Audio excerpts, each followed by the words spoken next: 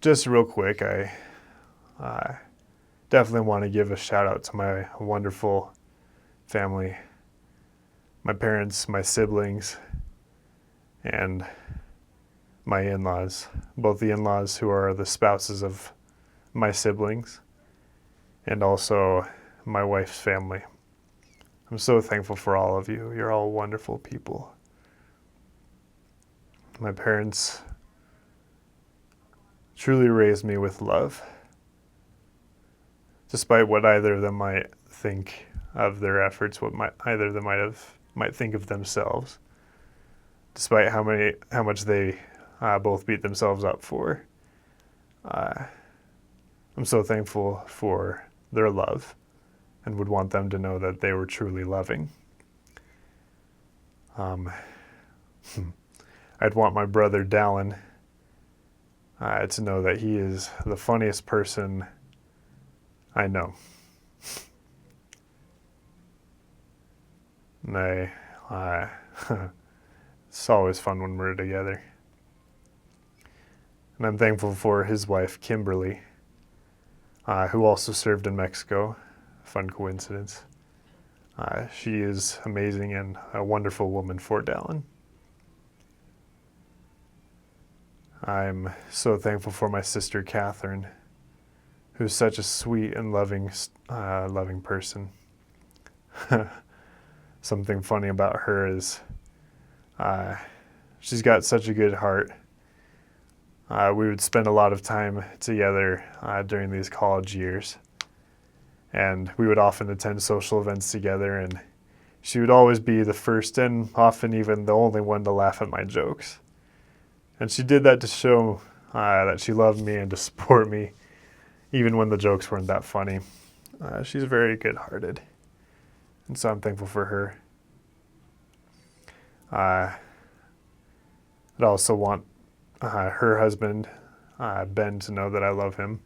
He probably wouldn't appreciate me calling him out in this video, but he's a good man. Fun story for the people watching this. He is actually my trainee from the mission. After our missions, we met up again, and he met my sister, and they dated for a good long time, and they got married. So that was kind of funny. Fun connection with the mission. And so yeah, shout out to my family and my in-laws. Thank you so much for all you do. You guys have been so loving, so generous to me. I really couldn't have asked for better in-laws.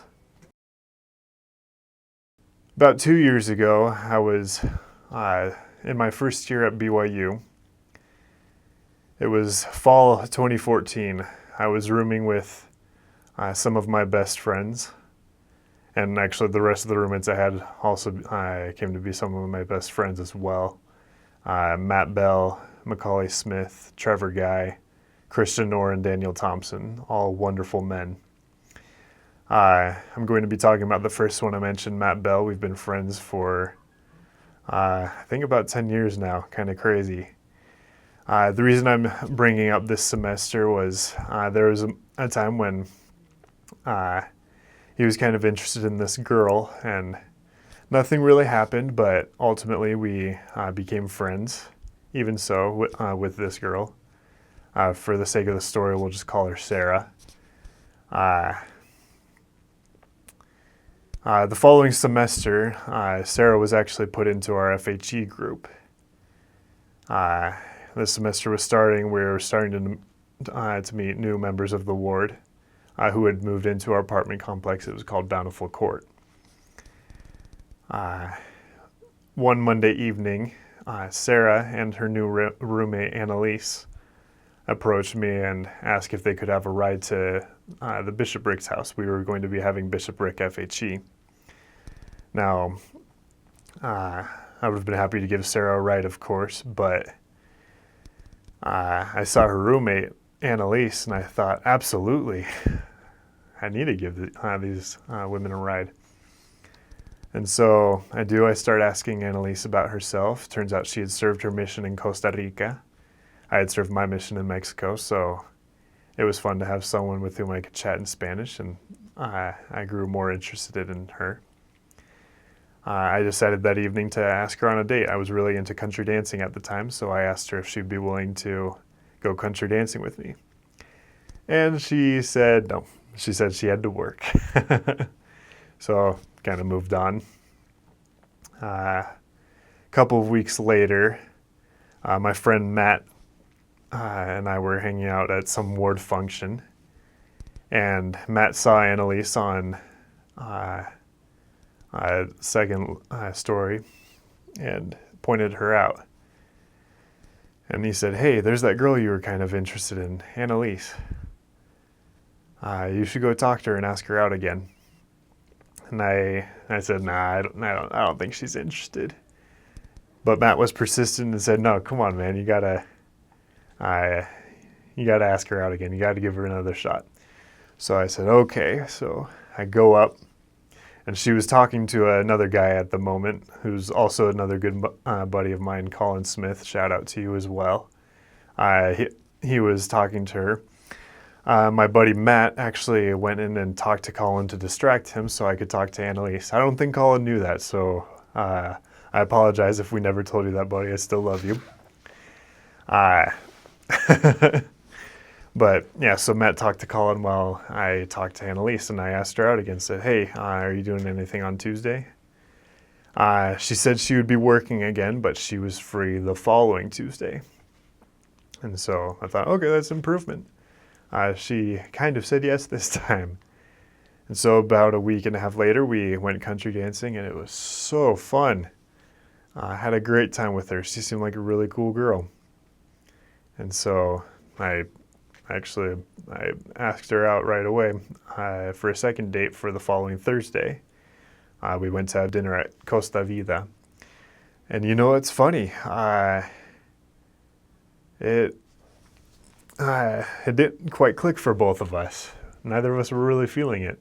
And so I was kind of bummed, but what can you do, right? So went home and we both kind of did our own thing. Sometime later, she started dating this one guy, but nothing really happened from that. No, I don't. No, they never got too serious. But when I found out that they had stopped seeing each other, my buddy Macaulay, the second man I mentioned in that list of roommates, he informed me that Annalise was no longer seeing that other friend of ours. And so I thought, you know what, I'll give it another shot. And so I go visit her apartment just to see how she's doing. And again, we have a blast, funnily enough, just chatting with each other. And even after I go, she sent me a text saying, "Thank you for coming by." And so I thought, yes. And yeah, we actually continued to spend more and more time together. I kept visiting her apartment, and we got to know each other more and more. And then finally, actually, a few weeks later, it was her birthday, and her parents took us to Tucanos, which that within itself is pretty awesome. I mean, even if Annalise and I never even got serious, I got free Tucanos out of it, so that's pretty awesome too. But no, that was the first time I got to meet her parents. They took us to Tucanos for her birthday, and I was really impressed with the caliber of people that her family were. I met her parents and both of her brothers. And I was super impressed with them and thought, you know what, this is a wonderful family. I would really like to get to know this woman even more. And so, yeah, we see each other more and more. Sometime around that time, I was able to kiss her on the cheek, and that was fun. But then it came to a point when she grew a little distant, when she didn't seem that she was that interested. And so I thought that was odd, and silly me, I allowed herself to distance herself from me. I didn't pursue. I didn't ask what was wrong. I just kind of let her go. But again, that friend Macaulay, I want people to know I had wonderful wingmen throughout this journey. To all you single men out there, wingmen really is the key, and it's probably the key for you single women as well. But sorry, going back to my friend Macaulay, he said, "No, you should find out what's going on. Why is she distant?" And so I decided to go talk to her. It's funny. I knock on her apartment door. I hear people shouting to let me, saying that I could come in. I go in and I see her with a small group of people. And so even in front of that small group of people, I said, "I need to talk to you." I pointed her out and asked if I could talk to her. And I was a little surprised at my boldness, but she said yes anyway. And so we went and took a little walk around our apartment complex. And so I told her, "Hey, I felt like we had something really good going on. I was having lots of fun with you. I think I like you, but I feel like you've become a little distant lately, and so I'm wanting to know if there was something that I did, something that went wrong." And so, as I mentioned, I had kissed her on the cheek. Soon after kissing her on the cheek, I had told a couple of my roommates that I had kissed her on the cheek, but only a couple of them. One of those roommates, I'm not going to mention a name because I don't want to embarrass him. I love this kid to death. One of those roommates heard kiss, and he thought that I had said I had straight up kissed her on the lips. And so he went and told a mutual friend of his and Annalise, "Hey, I heard Annalise was kissed." That friend went and talked to Annalise and said, "Hey, I heard a guy kissed you." Now, you can imagine how that is, how that would sound like. You were kissed on the cheek by some guy, but then some other person who you didn't even know knew what was going on approaches you and says, "Hey, I heard some guy kiss you." You can imagine what that sounds like. That sounds like I'm going around saying, "Hey, I kissed a girl," which I wasn't doing, but that's how it sounded, and I don't blame Annalise at all for thinking that. I probably would have thought that. And so yeah, she told me that. She asked me, "Hey, so did you tell people you had kissed me?" And I said, "No, I told a couple of roommates that I kissed you on the cheek, but that was it." Then finally, sometime later, we realized where the disconnect had occurred. But even at that point, I think she had been turned off a little bit, and I was going to go home for the summer, and she lived out here in Utah, and so she didn't really want to do the long distance thing, also understandably. And so she said, "You know what, I think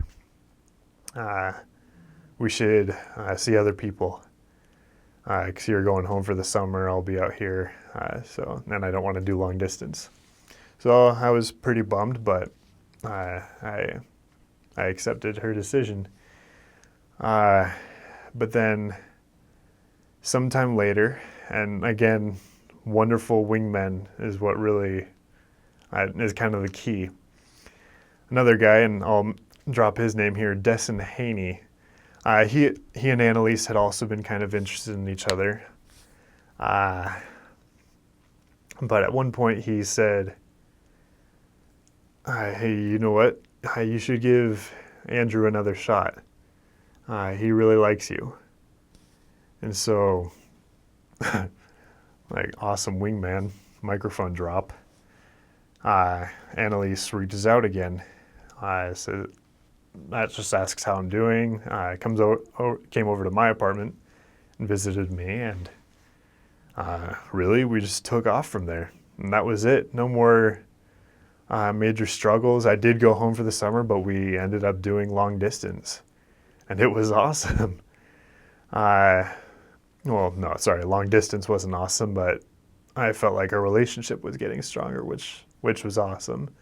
And occasionally we would kind of discuss marriage, and yeah, I would pray about it like we've been recommended to do, and I felt kind of good about it, but probably didn't ponder on it as much as I might have should have been. Maybe, I don't know. I'll leave you to judge that, really. But towards the end of the summer, Annalise actually came out to visit me in Ohio to meet my family. And you know what? That week we really started talking about it, and I thought, okay, you know what? I really need to be thinking about this and pondering and praying. I think I really love this woman. And so I did, and you know what? Uh, it, there's some details that I'll share here in a little moment, but ultimately I came to the conclusion that I wanted to marry her, that I wanted to spend eternity with her. So I talked a little bit about the summer and how she came out, and I decided that I really wanted to marry her. And so, yeah, I started praying and pondering. I hadn't done that for anything more than I had for this decision to marry Annalise. And, you know, it's interesting. I was feeling more like the answer that I was getting from Heavenly Father was to make my own decision. And so, kind of funny, something interesting, I feel that is okay to share with the public.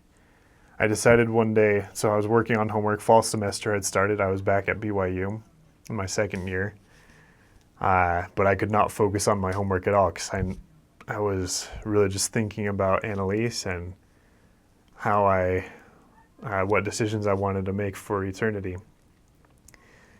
And so I couldn't focus on homework at all. So booked a private room at the library. I just got down on my knees and prayed some more, and then I actually wrote down on the board a list of reasons to marry Annalise and reasons not to marry her. Something very interesting is that the list, and she knows this, by the way, so and I've shared this with a few people, so I imagine she's fine with me sharing this. Something interesting is that the lists were equal in length. Now, it's not that the cons were necessarily negative attributes about her. They were just challenges of marrying at that time, or weaknesses in myself and things like that. But again, the lists were equal in length, but the items on the list for why I should marry her were much stronger. And so I decided to marry her. I decided that I wanted to have Annalise as my eternal companion. And so I decided to move forward. So I decided I wanted her to be my eternal companion. So I gave my mom a call that same day that I made that decision and said, you know what, Mom, I want to marry Annalise. And she received my decision very well. Like I said, they had met her over the summer. They had learned to love her. Not learned to love her. Of course, they loved her right away. But yeah, just asked a few questions, wanted to make sure that I felt that she loved me, and I absolutely did. Annalise is the most loving person I know, hands down. So, yeah, just shared with her how sure I was that this was what was right for both of us. And so I called up her parents, asked if I could swing by, and I talked to them real quick. I came over, and you can imagine how nerve-wracking that was. Macaulay, who I've mentioned earlier, he gave me a ride, actually, to their parents. So, again, awesome wingman. And he gave me some advice. Gave me some positive encouragement. It was a good ride. We had a good conversation together. I arrived at Annalise's parents' house. They received me very well. We sat down in their living room and had actually an incredible conversation that it was nothing like I could have imagined. I thought it'd be just pretty straightforward. It'd be nice and friendly. I didn't feel like they would say no as much as I was nervous about them saying no as much as I was about just whether or not I was going to make the decision, because asking the parents for permission, that really is the first step, right? That's really the first step towards that commitment. Uh, and so, yeah, I was pretty nervous about that, but we had spent some time together even after that dinner at Takano's, and I feel like we had really learned to love each other. And so, yeah, I started the conversation just saying, hey, you know what? I love your daughter. She means the world to me. She's incredible and smart and fun, and listed off as many positive attributes about Annalise as I could, and then asked for their permission to marry her. And they responded with a resounding yes. And again, we just had an awesome conversation and further strengthened my testimony about how wonderful they were. And so a couple days later, I bought the ring and was very blessed with that, with how I was able to get it. And that weekend, we went up to my grandparents' house in Logan. Rewinding in time a little a ways back when I was 16, I was at my grandparents' with, again, my buddy Matt. We took this hike just on the mountains there in the valley. And we reached this point where we were able to look out and see all of Cache Valley. And it was beautiful. And you know what? For some reason, I decided there and then, even as a 16-year-old, that's where I wanted to propose to my wife. It took me quite a while, going back to that time when I had the ring. I'd asked for her parents' permission to marry me. It had taken me some time to think about how I wanted to propose, but then I remembered that spot on the mountain in Logan. And so asked my grandparents if Annalise and I could come up. We did. I woke up early Saturday morning to make sure I could find that spot. It took me a moment, but fortunately I was able to. And so I came back, woke Annalise up, and then we went on our hike. We went to that spot, and she actually didn't have any idea it was coming. She thought, she's told me since, she figured I would be proposing to her that day, but she didn't realize it would be there on that mountain. She knew we were going to the temple later, and she thought I'd do it there. But no, there we were at the top of our hike, and I started telling her the little story. I said, hey, you know what? Once upon a time, Matt, my grandma and I took a hike up here, and I decided that this would be the place where I would propose to my wife. And then I got down on one knee and I said, Annalise Jenkinson, will you marry me? And her reaction was awesome. She couldn't have been better. Before I could even get off my knees, she fell into my arms and she gave a resounding yes. And there were a few tears shed, and it was a beautiful day. I didn't expect this, but it was actually it was just as memorable of a day as the day I came home from the mission. It was just awesome. So yeah, she said yeah. And after we finally stopped hugging, she let me put the ring on her finger, and it was exactly the kind of ring she was hoping for.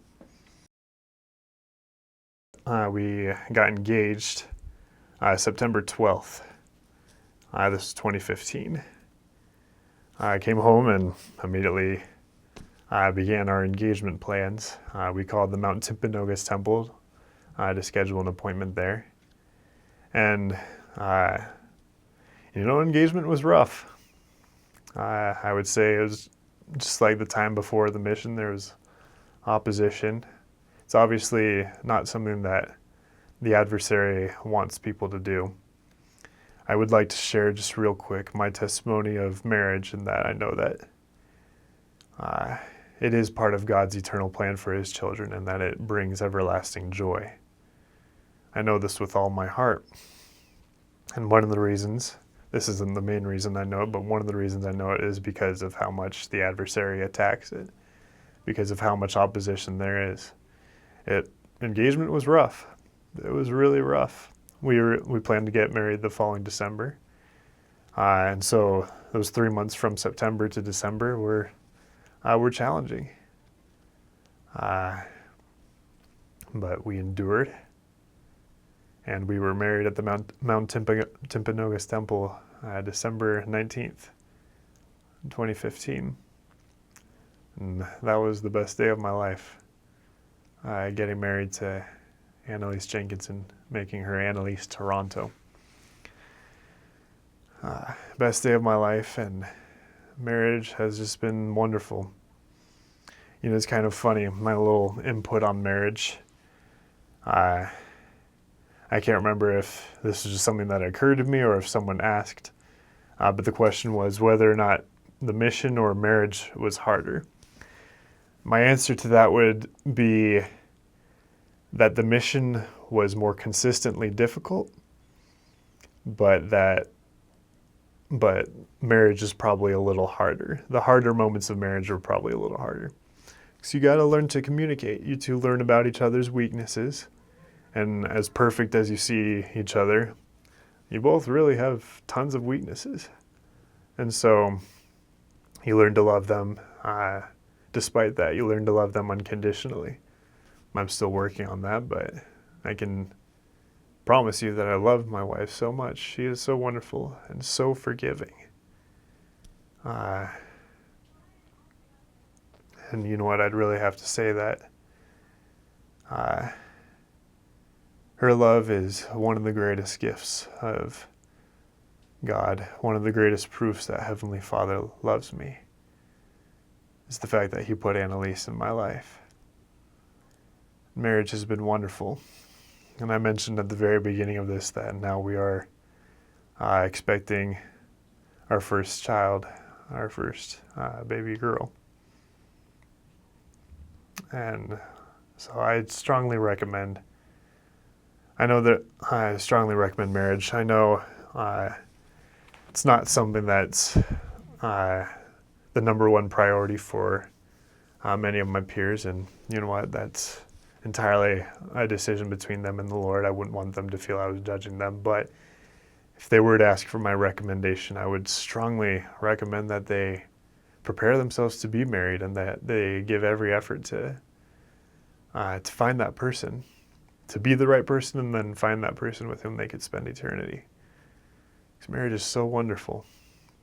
And maybe I can't talk because I've only been married for a year and 4 months now, but I still recommend it.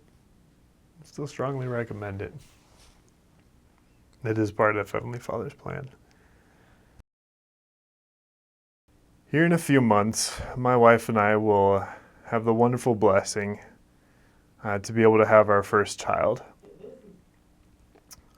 We are going to name her Evelyn. And words can't express how excited I am to be able to have a daughter. When Alex approached me and discussed what this would be for, one of the things that stood out to me was how this will be something that my children might be able to see in the future. Suppose, heaven forbid, something were to happen to myself. And so my kids didn't get a chance to know who I was. This would be something that they could watch to learn a little bit more about their father. And so, just in starting off, something I would want my dear sweet Evelyn to know is that Jesus Christ is our Savior. He lives. He loves us, and He died for us. I am so imperfect. I have made so many mistakes in my life. But I know with all my heart that the atonement is real, that repentance is a true process that we can turn to better our lives, to be more like the Savior. That is the number one thing that I would want my Evelyn to know. The second thing I'd want her to know is that my wife, Annalise, and I love her so much. We love Evelyn. We are so excited to meet her. We think about her every day. We talk about her every day. And we can't wait to have her in our home, and we know that she will be a joy for us. I would want her to know that she will be born to a wonderful family, a family who will love her very much, with so many wonderful people of such high quality, people who will love her and who will be there for her always. Grandparents, aunts, uncles, cousins. There will be so many people who love her, and I'd want her to know that. I think in this video, there will probably be a few lessons I'll share, but the first one that comes to mind is finding joy in the journey.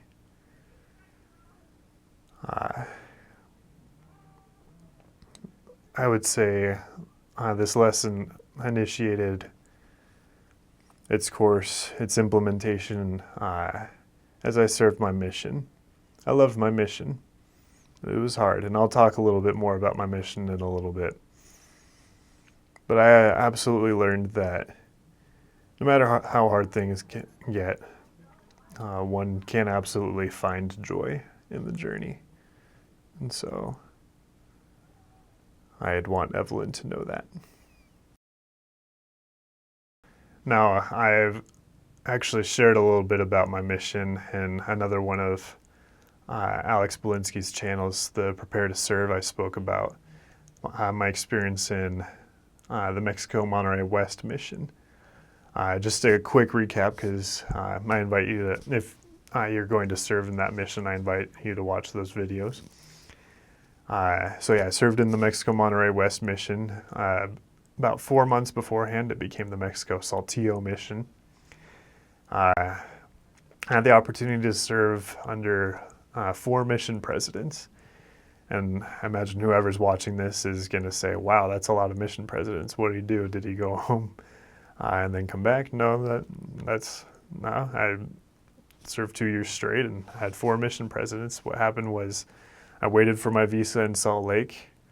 And so President Wynn was my president then. And then after only about a transfer of being there, I arrived at the Mexico Monterrey West mission, and President Romney was the president there. And then about 9 months later, he finished his 3-year mission as president, and so we had a new president, President Swap.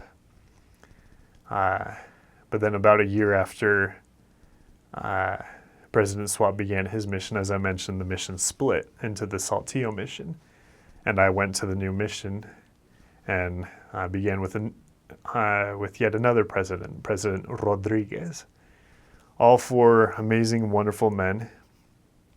Some have asked me, or some have said that would be hard to not serve with one president, or not to be not to be given your final interview by the same president that you started with. And I'll fully admit, yeah, that was a little bit of a bummer, but you know what? I truly feel that I came to love all 4 of these men and really respect them. I did get to spend a lot of time with the last 3, maybe not President Wynn as much, but he had tons of missionaries. I was waiting for my visa, and I was only there for 6 weeks, so understandably we didn't get to know each other as much. But the other 3, absolutely, we got to spend quite a bit of time together, and I learned to love each one of them, and it was an honor to have my exit interview. It was an honor to have my entering Mexico interview with President Romney, and it was an honor to have my exit interview with President Rodriguez. I'd say each and every conversation I had with all 3 of these men was wonderful. I should also mention my exit interview when I moved over to the other mission. My exit interview with President Swap was also very special. unfortunately, I haven't remained as much in contact with them as I want to. So I'm making that commitment to you guys now that I'll make that effort to reach out to them again and yeah, just maintain that contact because they are wonderful men.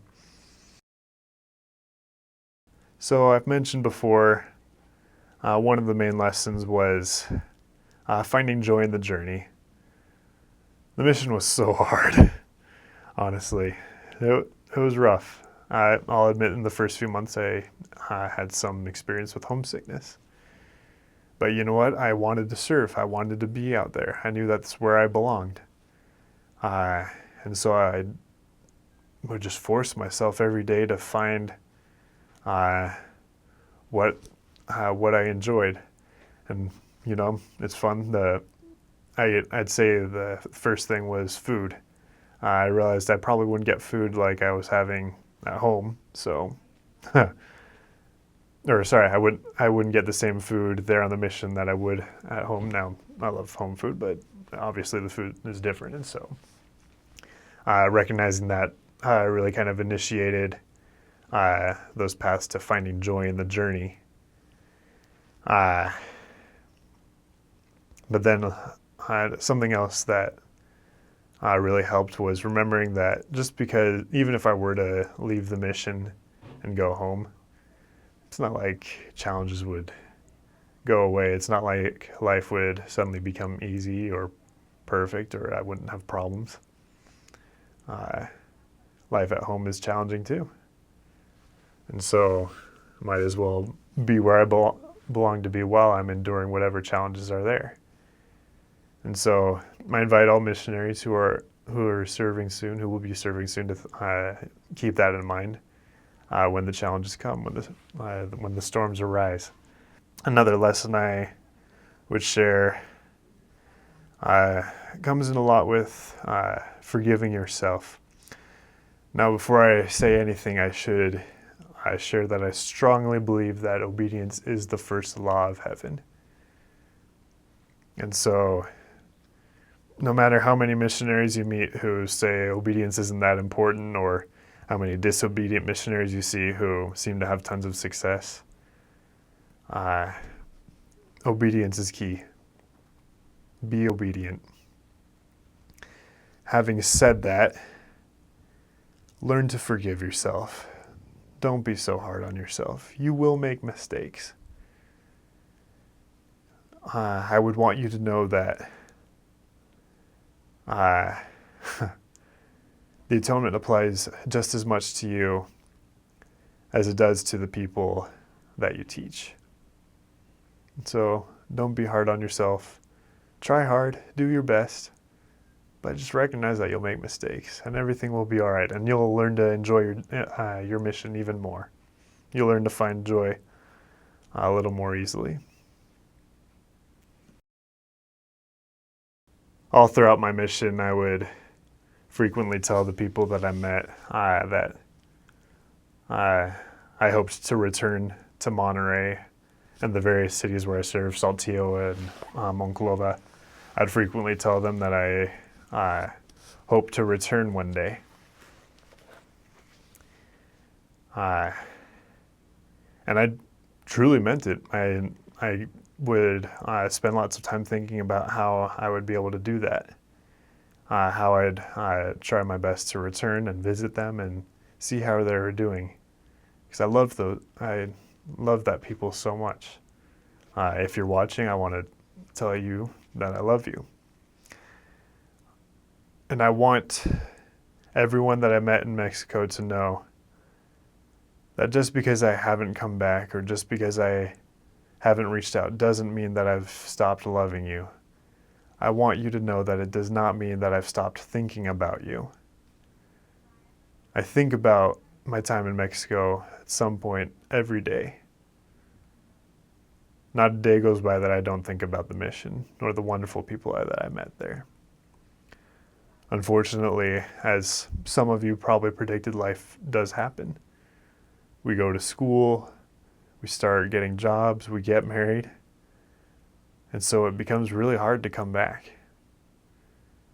And so I'd really want my friends and family of Mexico and everyone I met there to know that I love you so much. I miss you. I miss you dearly. And I still think about you, and I'm so grateful for Facebook and that we're able to stay in contact. And I promise to try my hardest to maintain contact. But yeah, and I do, for what it's worth, I do plan on coming back one day if I can. It's just a lot harder than I ever imagined it would be. But I love you. I hope you're all doing well. I hope you're staying faithful, that you're striving ever harder to come closer to Christ. Durante los 2 años en los cuales yo serví mi misión, con frecuencia les decía a la gente que quería volver después de la misión. Les decía a la gente de Monterrey y Saltillo y Monclova que quería volver para verles, para visitarles, para ver cómo andaban. Y pues realmente desea esto de corazón. Esto era y es algo muy importante para mí. Pero desafortunadamente, como pasa con todos los ex-misioneros, la vida pasa. Y de alguna forma se nos pierde la oportunidad de volver. Y no es que no podemos volver, pero la oportunidad de volver para visitar a nuestros amigos y a nuestra familia amada de México y de nuestras misiones es tan difícil. La oportunidad es muy difícil para obtener porque la vida pasa. Empezamos a estudiar y trabajar y nos casamos. Así que nos distrae la vida. Quiero tanto volver a Monterrey, Saltillo y Monclova para visitarles a ustedes, para decirles que les quiero y para ver cómo están. Quiero tanto para hacer eso. Sin embargo, quiero que sepan que es difícil, pero quiero que sepan que la razón por la cual yo no he podido volver no es porque ya no les quiero, sino les quiero bastante. Les extraño bastante. Y ni un día pasa cuando no pienso en ustedes. La gente tan maravillosa y amada a quien conocí en México. Les quiero a todos de ustedes bastante. Ustedes son personas tan buenas. Eran tan amorosos y amables conmigo. Y les agradezco bastante. Quiero tanto volver para verles. El hecho de que no he vuelto no es porque no les amo, sino porque la vida sí es difícil y nos pasan otras cosas. Todavía están mis planes para volver algún día, pero hasta que el día venga, quiero decirles que les quiero bastante. Échenle ganas. Quiero que sepan que todavía sé que la iglesia de Jesucristo de los Santos de los Últimos Días es la iglesia de Jesucristo restaurado por un profeta José Smith y que el libro de Mormón es la palabra de Dios y que a medida del Evangelio y vivir y ser obediente a los mandamientos podemos volver a la presencia de nuestro Padre Celestial. Y sé que nuestro Padre Celestial y nuestro Salvador Jesucristo nos aman. Y les invito a que sigan echándole ganas, que sigan perseverando hasta el fin y que hagan la mayor fuerza posible para acercarse más a Cristo. Les quiero a todos de ustedes y espero que algún día pueda yo volver a verles, sea en esta vida o en la vida que venga. Les quiero. So I was blessed to get my associate's degree at BYU, Idaho. I took a year before the mission and a year a year after the mission. Wonderful experience. Such incredible, down-to-earth people there. But I did feel like, all my life I'd wanted to go to BYU Provo, so I transferred. I felt like that was where I belonged. And ultimately, that's where I met my wife, so I'd agree with my past self. So I studied for a further 3 years at BYU. I studied business management with an emphasis in human resource management. At the school, I guess they call it OBHR, Organizational Behavior / Human Resources, but I prefer to say human resource management because that's what recruiters tend to understand a little more easily. My experience at BYU was incredible. I actually just graduated last week. I just walked, and I actually walked at the College of Nursing with my wife. She studied nursing, and so I chose to walk with her so we could be together for that event. But yeah, graduation was wonderful. My time at BYU was wonderful. I'm so grateful for all the amazing people I met,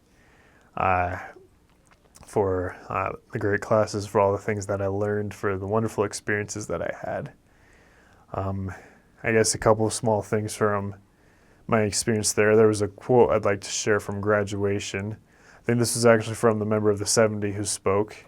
Unfortunately, I'm not remembering his name right now, but the quote was, I think this was from the 70. The quote is, "Don't love what can't love you back." And that's a good lesson for me because I naturally get distracted by just things that don't matter. And so that was a good quote to put in perspective, to think about the things that I should place in higher priority. The gospel, the service in the church, and my family, and my friends, and just living life to the fullest. So that was a good quote. And then I'd say just another lesson is, and this was a lesson that started back in high school, but BYU definitely helps highlight this lesson even more, which is to strive for excellence in all that I do, to try my very hardest, and that way I'll feel good about what I've done. Again, living life to the fullest.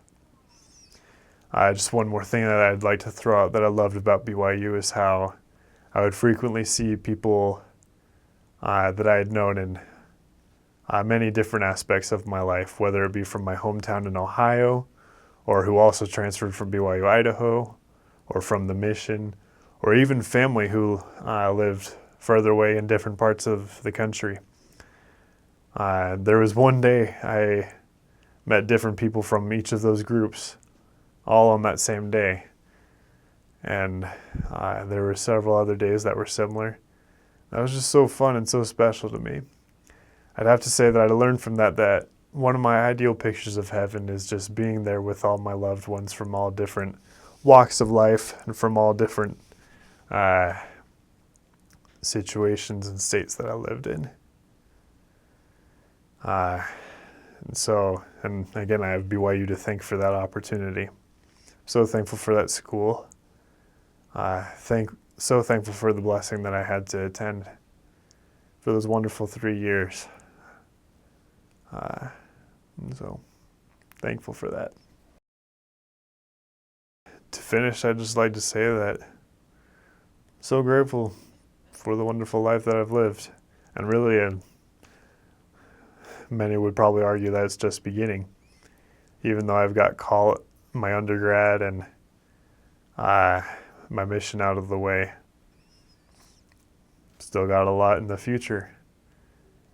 I am thinking of getting an MBA, but even more importantly, I have a little girl on the way. So maybe a few very special chapters have ended, but a few very, very special chapters are going to begin. I'm so thankful for that. I think I will always eternally be thankful to my Heavenly Father for that.